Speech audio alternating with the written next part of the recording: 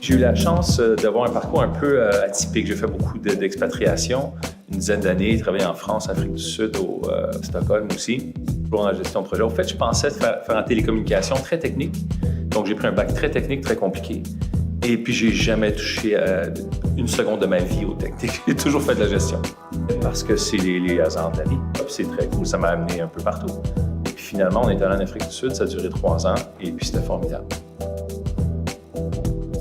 Je ne sais pas si j'en ai plus que j'en avais avant, mais l'ouverture, différentes cultures, différentes personnes, différents styles de personnes. Il n'y a pas personne qui fonctionne de la même façon, il n'y a pas un stéréotype. Puis là, c'est de plus en plus prégnant maintenant que ça l'était il y a 10, 15, 20 ans. Donc, il y a plus différentes personnes sur le marché, donc tu restes ouvert à tout ça, les différentes idées. Et puis voilà, puis c'est juste des souvenirs, des photos, puis des amis que tu te fais qui durent une vie. La vie m'a toujours bien amené des choses, m'a toujours présenté des belles portes. Il s'agit de l'ouvrir et de regarder ce qu'il y a derrière.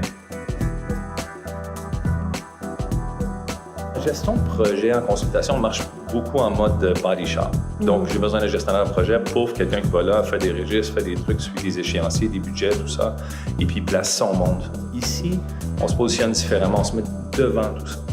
Donc, on fait quand même de la gestion de projet. Je fais quand même des registres, des échéanciers, puis je place mes gens. On essaye de se lever au-dessus de cette mêlée. En fait, l'entreprise est faite comme ça. Ça nous force comme ça à penser tout de suite dans l'immédiat. Mais dans l'immédiat, qu'est-ce qu'on fait demain? C'est ce que j'ai trouvé intéressant ici. C'est pas, si tu as une idée, ça reste pas sur la tablette, tout ça. C'est un beau défi. Donc, du coup, ça me force à m'informer, ça me force à rester courant.